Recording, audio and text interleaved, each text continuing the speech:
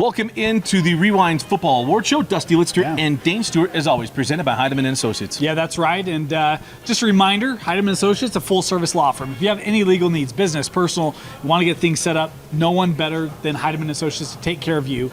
Just tell them Rewind sent you when you call 801-754-4240, and you'll get a free consultation.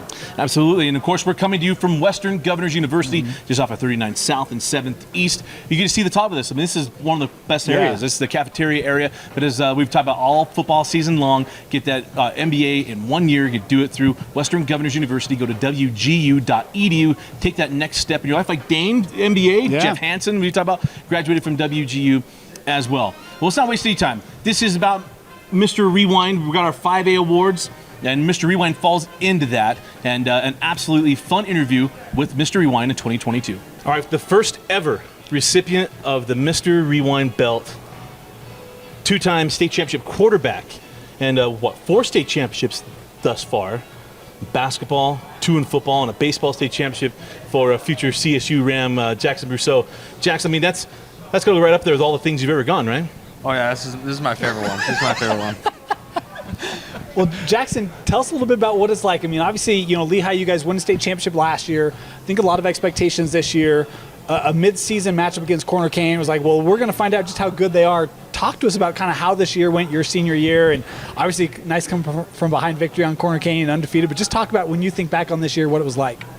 You know, it was different. It was different from the very beginning because we kind of graduated some kids that did a lot of big things for us than the year before. So the Corner Cane game really stands out. It was kind of like figuring out who we were and who really was going to be there for us when we needed to play to be made. And so it was different. It feels like it was the same team, but to me it really wasn't. So, it was just another really good team that I got to play for, so it was fun. You know, one of the things you and I texted about throughout the year was championship resolve, right? And there's so many of those moments.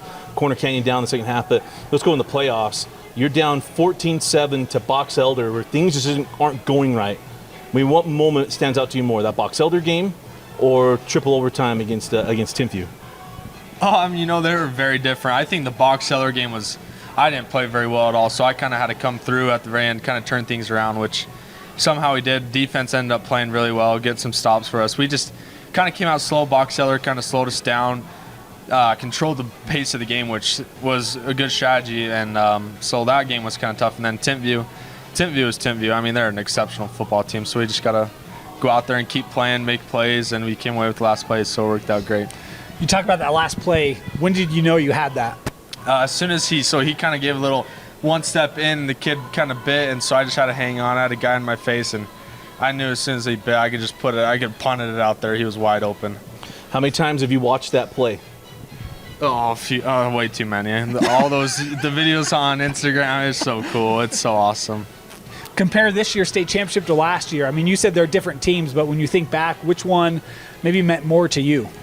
I would say this year, just because I grew up with all these kids. This was my senior year. I mean, I've played with those kids since, 4th, 5th grade. Last year with my little brother, so this year kind of meant a lot to me. It was kind of cool to be undefeated, and I don't know. I think this year is pretty special. You know, Jackson, we talked about going to go to Colorado State. How much, there's so much left out there for you. So how do you look to turn the page on high school and go be the guy that you want to go become at Colorado State? I feel like I'm ready to go. I feel like I spent a great 4 years here, learned a lot, and I think I'm ready to just grow up, move on with my life, and just kind of go tear it up, just get after it. So I'm excited. You know, so many people have so much. Whenever we talk to coaches, they always talk about Ed and what a good coach he is, what a good job he does, his program, his schemes. What's it like to play quarterback for Ed Larson? It's challenging. He's hard on you, but he knows the game, all the ins and outs. He's been around so long, so it's a privilege to kind of be around him because he knows, he has so many connections. He just knows the game. So it's hard to play for him. At the same time, it's such a blessing to be able to learn from him and just be around that greatness because he's probably the best coach. He is the best coach in Utah, so it's a blessing to be around him. It's awesome, man. Well, congratulations on what was a spectacular year and a career. And we've never been Colorado State guys, but I guess I'll have to find some way to get there. You gotta be. Mr. Rewind, Jackson Brousseau. You know what's fun to hand out plaques? It's really fun to hand out belts. I'm disappointed he didn't lift it over his head, right? Like, it's a championship belt. Come on. Didn't watch wrestling. Yeah. Yeah. Look, what a year for Jackson Brousseau, and obviously back-to-back state champions in the Lehigh Pioneers. Completed nearly 70% of his passes this year, 69.7%. Just remarkable the year he had. How about this? Top 10 in career completions, one ahead of Jackson Dart, finished with 606 on his career. And so, look, fantastic career, but this year was even better than last year when he was our Offensive Player of the Year in 5A. Really impressive. And you think about the throws he made, timely throws to help lift Lehigh to the undefeated season. One of only two teams, in the northern part of the state to go undefeated this year. One of them was Lehigh, and a lot of that's because of Jackson, the way he ran that offense. Well, it's interesting because when we talk about this award, this is a award we stress over, and we spend a lot of time thinking about where and how and why and what. And you think of some of the biggest moments on a team from Lehigh that goes undefeated, that knocks off Corner Cane down 24-0. The defense did a lot of work, but so did Jackson Brousseau, bouncing back from I want to say terrible. I'm close to him. A tough first half. Rough game. Yeah, rough first half. Able to come back and get that done. They're down to 10th in the fourth quarter, gets it done. He was down in the fourth quarter to Box Elder. Heard him talk about that, comes back. And in the state championship, triple overtime. Yeah. And the defense gives him the ball back. He takes one in the chops, hits KT for the touchdown. I mean, that to me was Mr. Rewind. When you looked at it, you look at overall stats, but it's kind of what this stands for us. And it's pretty remarkable when you think about it. This is not a career award. Yeah. But let's compare junior year to senior year, shall we? This is actually interesting. Junior year, he threw for 3,255 yards. Senior year, 3,281 yards. Wow. Junior year, he completed 66.1% of his passes. Senior year, 69.7%. Junior year, he threw for 36 touchdowns. Senior year, 36 touchdowns. That's super consistent over a pretty large sample size. And again, you go undefeated this year. Just remarkable. And, he had games, right? Those 36 touchdowns, I think there were 3 games where he did not throw a touchdown. Yeah. So that's across 12 games. That's pretty doggone good. Just pretty remarkable when you think about how consistent he was for Lehigh over the course of his career. And again, this season, and answered the call in big moments when they needed him to help that team reach their ultimate goal. And I think one of the biggest things is that you'd want him in your locker room. You'd want him around your team. And he's going to go to Colorado State, go to Fort Collins to do that. But and I'll say this is a guy that tells me I'm not very sociable. I spent a weekend at Lehigh, and the whole stinking town comes over and talks to him. Little kids, growing-ups, guys, classmates and stuff. And this is a guy that's easy to root for and was a spectacular. Final thoughts on Jackson Brousseau?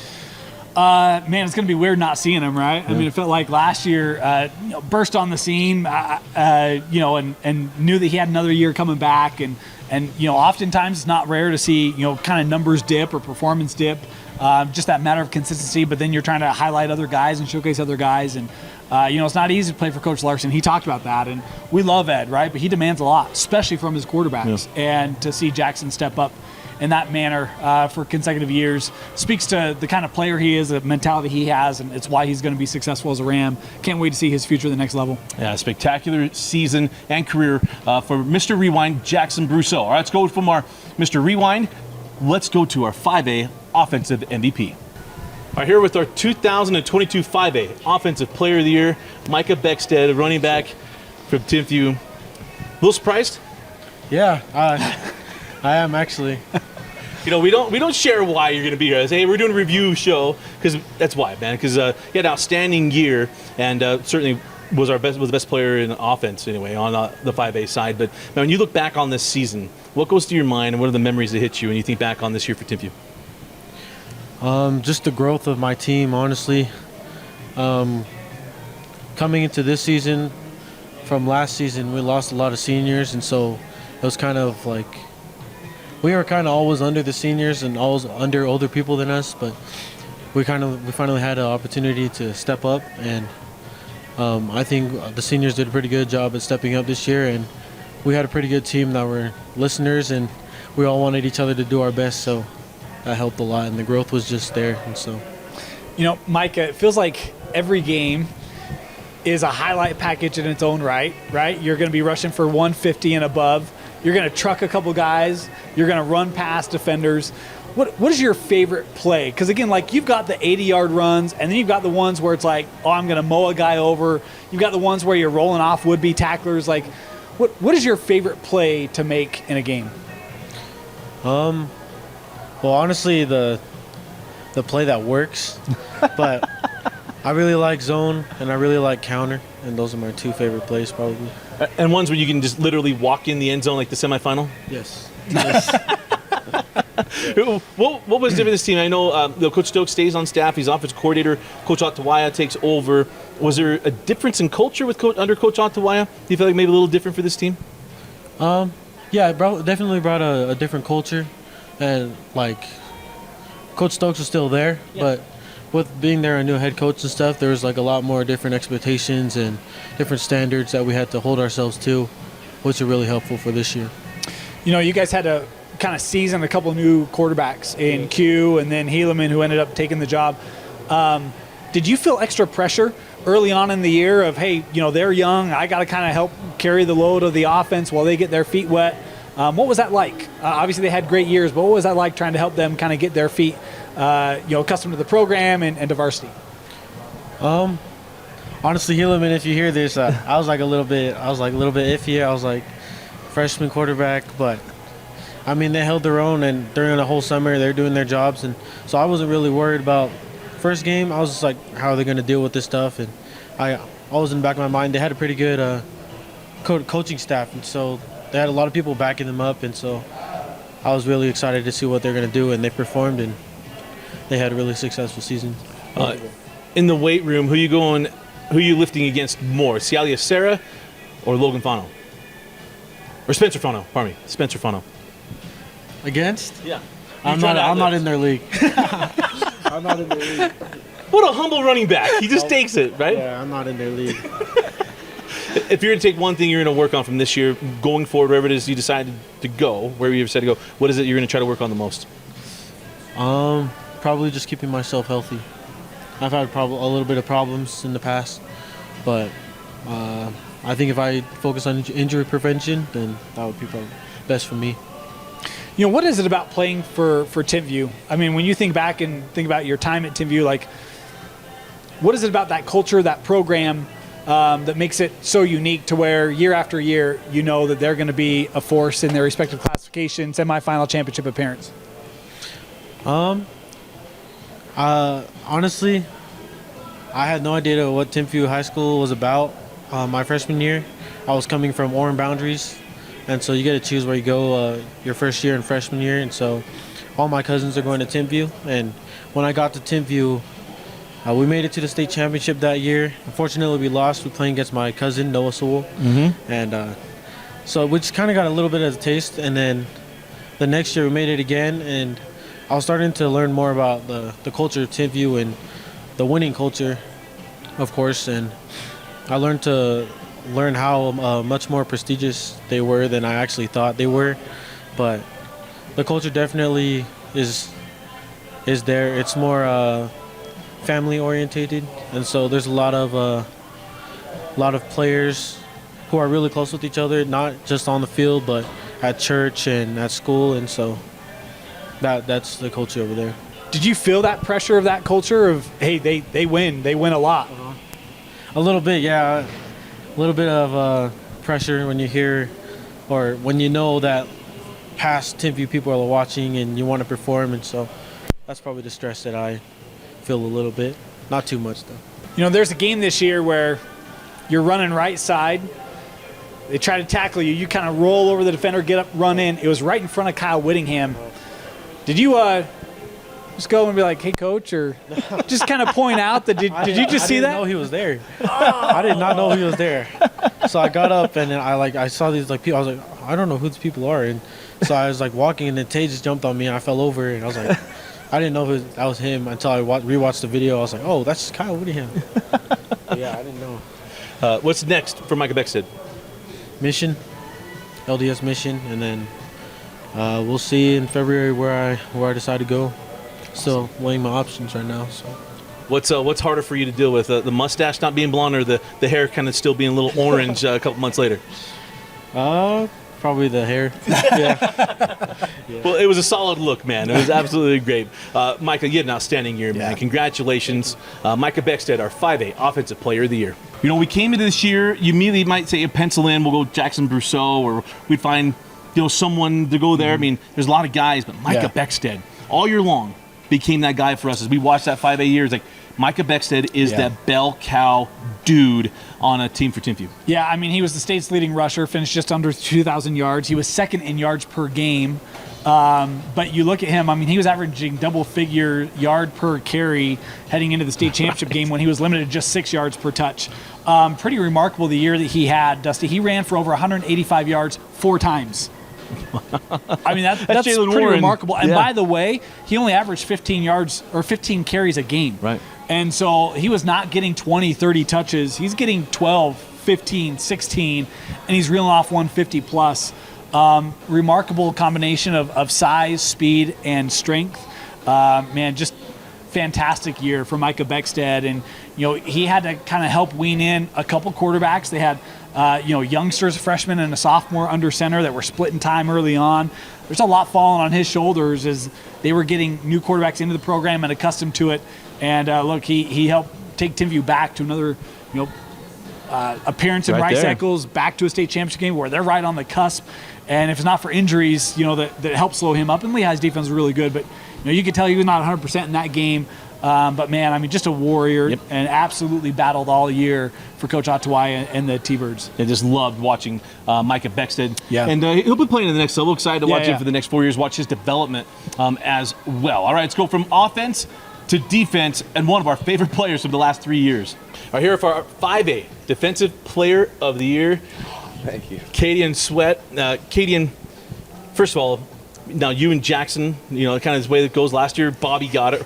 I call him Isaac, and everyone else calls him Bobby. But Bobby Terrell got it last year. Yeah. You keep the tradition alive. How important is that? It's really important to me, especially me and Bobby have since freshman year kind of both been going up the same kind of level. I remember my freshman year we got honorable mention for all state or all region or something like that, and both of us got that. The next year we both made all region our sophomore years when we're freaking out, and then junior and senior get all state, and of course Bobby got the defensive player of the year and stuff. And it's just really awesome for us to be kind of both trying to fight for as much as we can get, so it's pretty cool.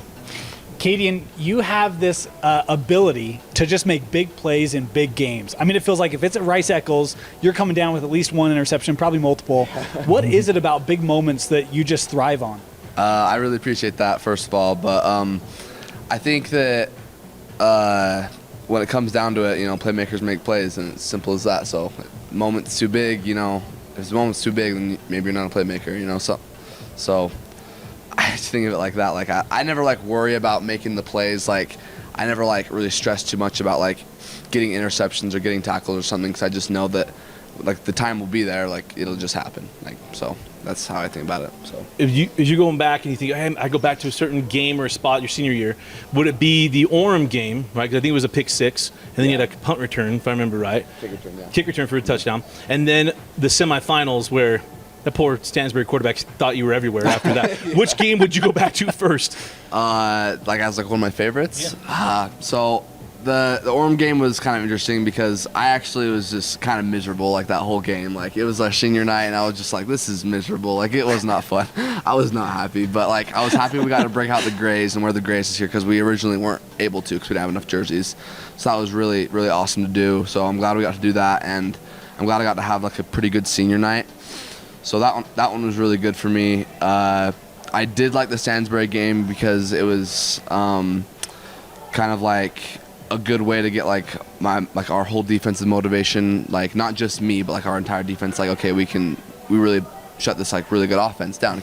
Stansbury's got a pretty good offense, so for us to shut them down like that really gave our not only our defense and me, but our entire team some the confidence we needed to go into that state game. So, I mean, I just felt like the two different games, I'd say. Yeah. So it felt like this group. I don't know how to ask this. Yeah. Down to Corner Canyon, Yeah. right? Come back and get a win. Down to Box Elder, come back and get a win. It just Team felt like in the this regular group season, had a resolve. What was different this year compared to last year? Not that last year was bad, you were state champions, but this year just felt like you guys were able to overcome some really tough situations. Yeah, no, for sure. This year was a complete different level than last year, and we all knew that. And even this whole offseason, like, people would ask me stuff like, oh, are you guys going to beat Corner Canyon, like, stuff like that, and I just said, I want to go undefeated. We would all say that. Like, I would say, I want to go undefeated. I wouldn't talk about not one specific game. We didn't talk about Corner Canyon. We said we want to go undefeated. We want to win the state championship again. Like, that's our goal. That's our goal. We talk about it, but we work for it. You know, we don't just think about just that, because we have many obstacles to go through, and one of those was Corner Canyon at first. And so for us to be down early on in the game, I feel like it was like, honestly, it was like a movie to me, because like we walk into that locker room and I dropped a punt like right before half and gave him another score. And so like for me especially, I was just like, you know, hanging my head a little bit, but like everyone on my team, not one person was like anything but like showing confidence and like love to me, and like giving me that confidence I needed to be like, all right, you know, it's not a big deal. Like, I'm gonna go do what I need to do to stop him from scoring again, you know. So like I remember walking into the locker room being down, and like everybody was getting pumped, like so pumped, like we knew, you know what, this works out better for us, because they think they're gonna win. They're gonna come out thinking they're gonna win and stuff, and now we have that. Like everyone thinks they have an edge, but like we know in our hearts, like no, we have an edge right now. And so like that's how we kind of took it out. And I remember like one of my good buddies on the team, Will McCleary. You guys know Will McCleary. He like, I could like go talk to him, and he's a dog. I could talk to him, and I know like I could go talk to him and be like, all right, Will, like it's time. Like I need you to do something for me. Like I need you to do something for me. Like we need to win this game. We're not losing this game. We're winning this game. And he would just match my energy immediately. And he had a sack in that game, I believe, like towards the end of the game, or at least a really big tackle that like really helped us. And so it's just like a lot of people, and he's not necessarily like a full-time starter and stuff. And so like a lot of people on our team like have that confidence, even though it gets into like those tough situations. Like everyone on the sideline, like as soon as that like that field goal missed, like everyone on the sideline, you can just like watch, like just goes crazy. Like it was crazy the entire time. Like every single person on the sideline, whether they're playing or not, like they were just as involved in that game as anyone else. And that's probably one of the biggest parts like of our team, is like our sideline is a part of the team as well. So that was really important to me. Now, Kaden, who's scarier, Bobby Terrell or Ed Larson come off the field? Oh man, I can't even answer that question. There's been a few times where Coach Larson has ripped into me. Like I actually can give you a perfect example. Last year when we played Sandsboro in the semifinals, we didn't play so hot, and I remember the post-game quote. I went in on offense for one play that like we had been working on, and it was a deep post, and oh my gosh, like I got crap from it. Like since then, this entire year, I was supposed to run a deep post, and I can't even tell you why. I didn't get to practice it that much, but like it's a deep post. It's pretty simple. I just ran straight, like just straight, and then I don't know the safety that was guarding me, but like I don't know what I was doing. I didn't give him one move. Like I just went straight, and Jackson threw it in the middle of the field. It was like 3rd and long or something, and it was just incomplete pass, and I, like, as soon as I turned towards him, Coach Larson was freaking out. Like, I walked right off the sideline. I didn't even go back to him. He was just screaming at me, like, and I was like, yeah, I deserve that. I was like, that was wrong. And, like, a few times where we've been on defense and we'll be, like, running something, and he just chimes in on defense. Like, I'll be, like, playing safety and, like, rolling up or something, and him, like, freaking out at me. I'm like, I know what I'm doing. Like, I'm good. And then, like, I'd go up to my defense coach and be like, you're good. Don't listen. I'm like, okay. Like, I'd get so scared sometimes, because when he gets mad, oh, my gosh, he gets mad. Like, so mad. Like, we'd love it when we come to practice, and he'd be, like, already smiling in a jumpy mood. We're like, oh, it's gonna be a good day today. Like, and then Jackson has to run fade concept stuff. No, 100%. If offense, like, this is how we joke around, because like if offense would have a good practice and like defense would have a bad practice, like we're screwed. Defense is screwed because we're getting yelled at, and we're like, we'll like defense, we'd run a lot. Like if we did bad, we'd run. But like if defense did like amazing, just like was all over the place and like getting all over offense, like we'd get in trouble from Coach Larson. Crappy practice today, and like us on defense, like that was a great day, and like, but he's like, we're not doing any of this. Like, it was super funny. So like I guess I'd have to say probably Coach Larson, just because Bobby is like my good buddy, and I'm never like scared. I tease him and like I'll try and get on his nerves and like try and like make him really mad like all the time. So I'm not really like scared, but I mean, as a human being, as any other person, Bobby is probably one of the scariest people you'll ever meet. But like, he's just the sweetest guy ever. Like, he's such a good guy, but that guy's crazy. Like, he's an animal. Like, I work out with him. I've trained with him going all the way up, and just the things that he does as like at his age and like body weight and like just like it's unbelievable. I don't think I've ever seen anybody ever, and I've been around plenty of sports and camps, and just nobody quite matched like the mentality and like strength and like that he has. Like it's unmatched. Like for real, it's unmatched. You're heading up to the Utah State University. What are Aggie fans getting in Katie on Sweat? I'm excited. A great interview, that's for certain. Yeah, a great interview. I'm really excited to just get up there and start going. One of the DBs there just entered the NFL. Entered the draft or whatever, trying to go to the NFL and stuff. So that's really exciting and stuff, especially for me because I'm pretty sure. I think he might have entered early. I don't know for sure, but I got a really good coach up there, Coach Banda. I'm really excited to work with him and him teach me and stuff and coach me up. So it's like kind of like starting over. So it's like beginning of high school, got to get to the next level. Now it's just starting over, beginning of college, just trying to get to the next level. So I'm really excited for the whole journey. It's going to be cool.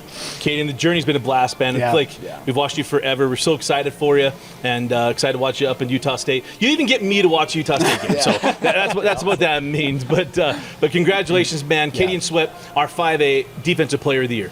Look, Katie and Sweat, you think you like him, and then you interview him. Yeah, and then you really like him. The kid's...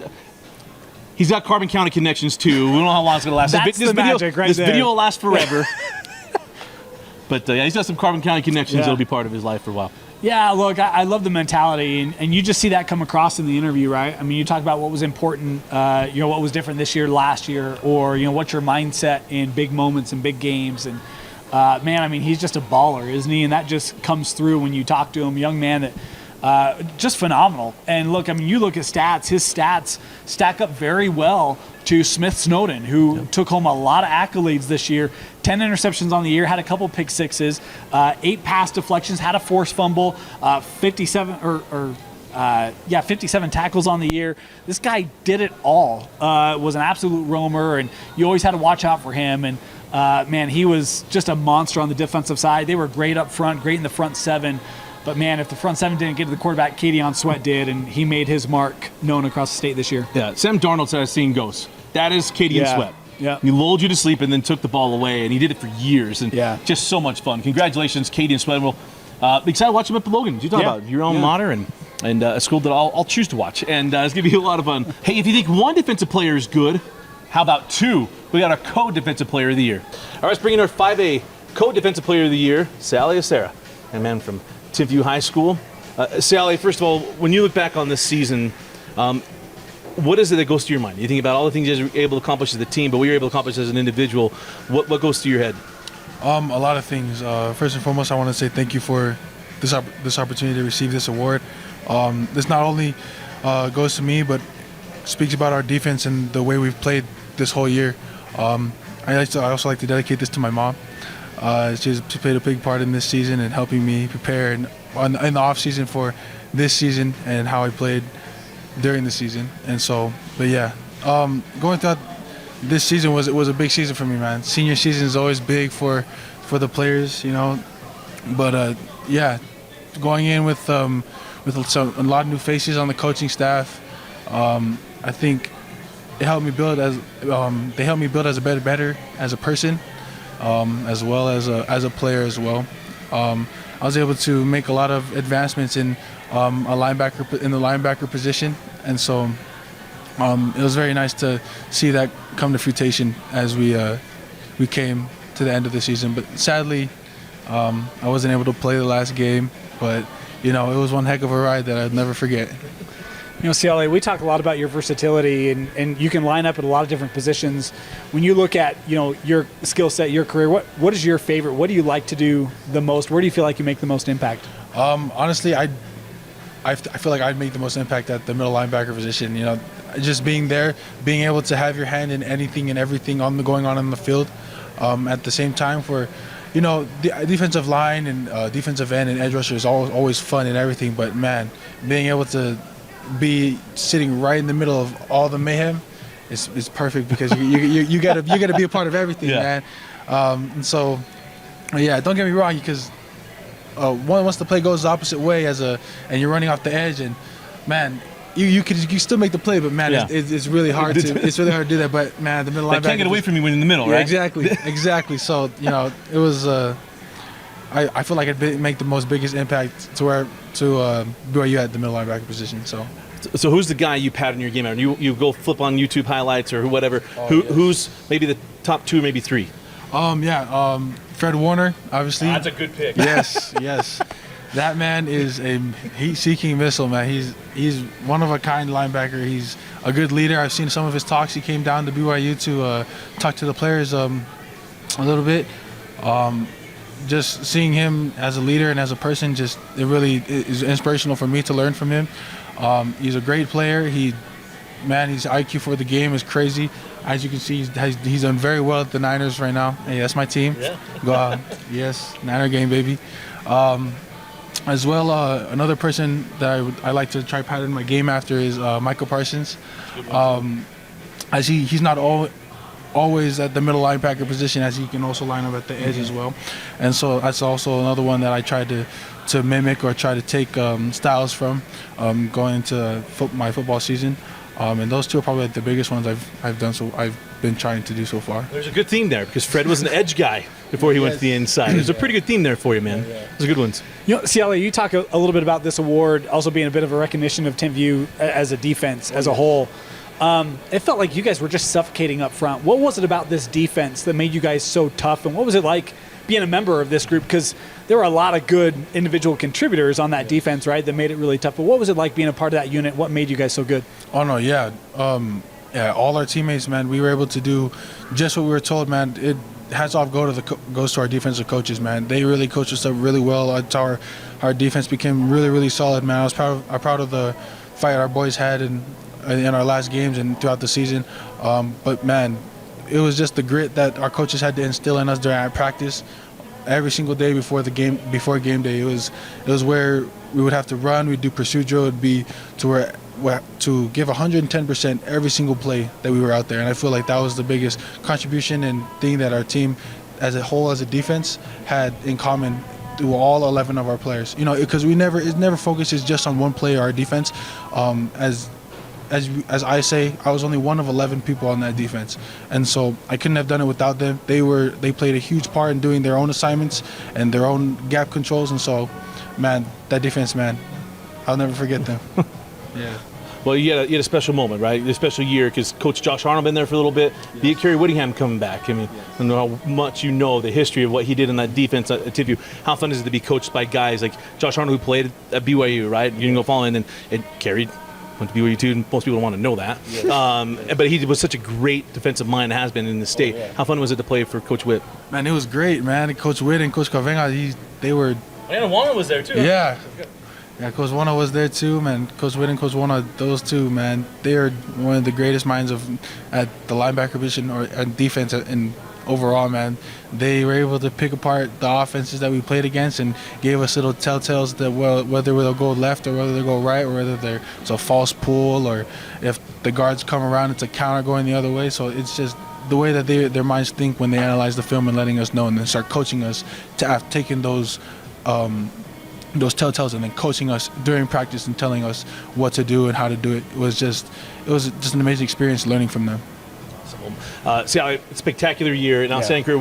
We certainly look forward to watching you the next level, and best of luck to you. Thank you. Thank you so much. Sally Serra, our 5A Defensive Player of the Year. Look, it's hard to go through the year, and then Lehigh gets offense, defense, and when you think of what Timpview is, then it's been this way since Louis Wong. Mm-hmm. It is defense. It plays great defense. Sally Serra, quite possibly one of, if not the best defensive player in the state. He's a bit of a defensive freak just because of his versatility, right? All the different things you can do with him in terms of where you line him up and how you try to utilize him in your defensive game plan. Absolutely love watching CLA Harris. Feels like 54 is in on just about every play defensively for Timpview. 76 tackles this year, had 6 TFLs, couple sacks, had an interception, pass deflections as well. And this is a big, thick kid. Talk about you can line him up on the line of scrimmage, put him as linebacker. Again, just such versatility for Timpview, and loved watching him play. Multi-year contributor for the T-Birds defensively. doesn't play in the state championship game, that injury, obviously, that's a killer for the Timpview defense. Could have certainly made an impact in that game, but man, he left his mark on this T-Bird program as they get back to another state championship this year, thanks to CLASR. Absolutely. I mean, he rose through a great line of great defensive players come through Timpview since 2005 as well. All right, how about from defense now to one of our favorite awards, and I'll tell you right now, one of the best interviews right now. Let's go to our 5A Most Unheralded Player of the Year.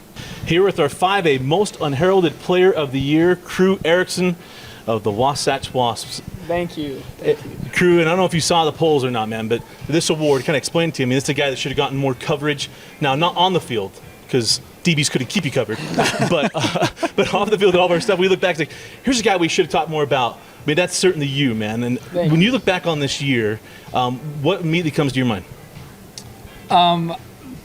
Just like happiness, all of it. It was just such a surprise, and I'm just happy completely with the way that it went. But yeah, I mean, I miss it already so much. So, Crew, it's pretty remarkable the year you had. You blew away the single season reception record. I don't know if you knew that. Did you know that? Yeah, I just barely realized that I beat it by a lot. I was surprised and I was looking at it. I don't even know. But yeah, you blew it away by like almost 40 catches, which is unreal. And by the way, you had 16 catches in 3 different games this year, which is also, that's tied for 6th 3 times.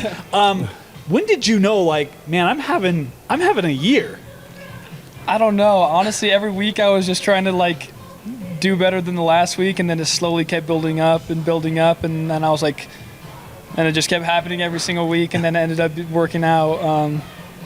I don't know. I think it was a week I had 200 yards and 3 touchdowns against Springville, and then I was got more confidence that I could really beat anyone that was in front of me, I think. So, Crew, when you think back in playing for Coach Coburn, I mean, the guy that probably most people, they do know who Steve is, but then they don't know. So what's it like to be a receiver having a year under Coach Coburn? Oh, man, everyone knows who if you talk to anyone, they're like, oh, you play for Coach Coburn? He coached me when I was in high school, and they're already 60, so I was like, I don't know how old this guy really is. But, no, I love Coach Coburn. Me and him are really close, and I love playing for him. He's really, he'll get on you, but he's really supportive, and he's always... Yeah, he's always supportive of what you do, and he's always really encouraging and stuff like that, so I really love him as a coach. Interesting year for Wasatch. It had a lot of youth last year. A lot of that youth kind of left the program, so a lot of opportunities for new guys to come in and make their marks on the program. You obviously did that, but what was it like this year having so many guys having to step into new roles and having to step up and help Wasatch put together a good season? Yeah, I think it was definitely interesting. We only had probably 3 or 4 returning starters on the whole team, and I think that it took a little bit of adjusting time to get used to, but Mac at quarterback only as a sophomore, and Tavian and all those guys really stepping up and playing varsity as sophomores, we really needed them to step up, and I think that they did, and I think that they have a really bright future at Wasatch. So I think it was kind of a gamble to see if those younger kids could play, and I think they all stepped up and played really well. So go ahead. Well, good. What's your best move as a receiver? You got to get open. It's 3rd and 8. We're looking for Crew. What's your best move? Oh, I run it every time. I only ran 3 routes the whole year, but I just run a little post. No, he didn't. He ran a plethora. He ran the whole tree. That's what you're supposed to say. I ran the whole route tree. I just run a post. I just run straight, and when they turn their hips, I go underneath them, and Mac just throws it over the top every time. It works out nice. You can't give away the secrets like that. Yeah, that's true. We're sending this out, man. And this guy runs all 12 routes on the tree. They're all his. Or, yeah, if it's 3rd and 8, we do a little pivot route, and if the ref's not looking, I just shove 2 hands at him, and they spin off. He doesn't do that either. Don't tell the refs that, but every once in a while I'll throw 2 hands at him, and they'll spin off of me, and I'll get open. So the answer we were looking for was the Devontae Adams crossover move, but you're giving us all the secrets. I wanted to try that one out this year for sure, but I didn't get around to it. A little Euro step, hezzy off the line, sham God through, and then. But no one ever fell for it. So. See, since he didn't say the route tree, he just gave you all the terms. He knows them. He knows them. Yeah, I tried them out at practice, but I never tried it in game. So what's next for Crew Erickson? I'm committed to Southern Utah. I'm going to go down there this fall and play receiver there. So that's what's next. T-Birds. T-Birds, yeah, awesome. T-Birds, baby. More than 3 routes for this guy, but a terrific year. The single season reception record holder, Crew Erickson, our 5A most unheralded player of the year. You know, usually you tee guys up. Yeah. That's why I kept jumping in. No, he runs the whole route tree. And Crew Erickson just lays it out. He knew exactly what he would do. And man, no one could stop it. Yeah. I'm sure coaches like, he runs 3 routes. Didn't matter. You know, it's remarkable. And you think about a kid that, I mean, go look at his stats last year. There isn't much. Yeah, you don't see it. I mean, he burst on the scenes this year. And you talk about burst on the scenes this year, the reception record. It was like 104, 107. Yeah, he sets 140. Right. I mean, it's unreal. A kid that didn't get a lot of PT as a junior, and as a senior, next thing you know, he's breaking records. 16 catches in 3 different games. Right. That's insane. Man, just what a year for Crew Erickson. 18 receiving touchdowns this year. That was 3rd in the state, I believe. Just remarkable. The performances that he had, multiple games over 200 yards receiving, and this was on an offense that had to replace so much talent, graduated talent, but then also had young talent kind of in the wings that transferred out, and so it was kind of new guys having to step up, and Crew stepped up, and he was a big reason why Wasatch was able to have a good year, making a nice playoff run. But man, I mean, Crew Erickson, I don't know anyone who saw this coming from Crew this year, and it's why he's our most unheralded, because he probably deserved a lot more talk than what he got. And not only that, the way that we talked about in the video or in his interview, the way the Wasatch team had it was kind of a slow burn there because they're so young. And man, just a great interview, but it's so much fun. I'll watch him as well. All right, to our final award, from the players on the field to the coaches who coach them, our 5A Coach of the Year. All right, here is our 5A Coach of the Year, Coach Robbie Gunner of the Box Elder Bees. Coach, that's all yours. Well, thank you. You know, Coach, this year, when you got ready to go in this season and off season, did you think this would be a team that would do some stuff that Box Elder hasn't done in quite some time? Yeah, I did. It was a group of kids that put in a lot of effort, and we had to play young guys last year, so it was guys we knew were all coming back, and then they really did a good job in the off season, so we were excited about what we could do. You talk about guys who put in work. I had an official text me late in the year, and he said, there's not a kid who plays the game harder than Dax Sumko. What was it like to coach him? Had a phenomenal year, but what was it like to be able to coach him this last year? Well, coach's dream. He's a hard worker. The energy level he plays with is just, it's phenomenal, and it raises the energy level of everyone around him. So it was a lot of fun. I'm not going to ask you to rank him, but I'm asking you to rank him. Sumko, McFarland, and I'm blanking on, thank you, Riley Burt. Which one? No, sorry. That's a pretty good one. Yeah, they're all outstanding. Awesome. Right? I mean, what was different with Dax maybe from them? That because the team success was so high, but also he individually had such a spectacular year. Yeah, he played with such great energy, such great emotion, and so he's the current guy, so that you remember every little thing, and so those other guys did a great job. I just remember, but the team around each of those guys has been special and different. So this group, he's he isn't a senior, but those seniors were so motivated and they accepted him all along and really ran with it, and they pushed each other. You talk about this group. I mean, one of the guys that Moose coined was Inspector Gadget, that being Cole Mortensen. The guy did everything for you, including kicked. What was it like having Cole out there? Could really kind of flex him wherever you wanted. Well, yeah, Cole is a special guy. He's just so gifted athletically. He's one of the smartest kids in the school, and he just had that ability to do so many things. And he started for 3 years, and just defensively, our Travis Mumford, our defensive coordinator, was so, he was like, man, we can do so many things with him, and it just made it like you say, go gadget, make a tackle, kick a ball, all those things. So. It's a really impressive win toward the end of the year, and I don't want to bring up bad memories. You played so well against Lehigh. What did you take from that game about this group? Because here's the reigning state champion, ends up being the eventual, and you have them 14-7. What is it about this team? Because it is different. There's been a long time since a team up north has come down and really put a team like that to the screws. Well, we believe that our 11, we may not match up one-on-one, but our 11 playing together can compete with anyone. And I think that our guys proved that, and it takes a lot of work to get that 11 to play hard together and play and trust each other. And we all through the year, that's what the process was, is getting to where you could trust each other, that you do your job as hard and as fast and as the best you can, and know that your buddies are going to do the same thing. Coach, it was a spectacular year, and congratulations, Coach Robbie Gunnar, our Coach of the Year. Thank you very much. I Appreciate it, Coach. You know, one of our favorite things, and this happened by a complete mistake a few years ago, is players and coaches not knowing why they're here at our wrap-up videos, what we tell them. And Coach Gunnar had no idea. And to see how surprised he was, that just coaches say the same or see the same way as players when they get a little bit of recognition. Yeah. And I love what Robbie Gunnar did this year at Box Elder. It was a great coaching job, and one of the things we talked about with him off camera was sometimes his offense maybe gets critiqued as being boring or dull. It wasn't dull this year for Boxer. It was an absolute blast. And we talk about some of the guys. You talk about Dax. You talk about Cole. He had a really good young quarterback. When we talk about off camera, Jackson McKee, right, and a guy that you can just kind of lull defense to sleep and then just pop it to Jackson.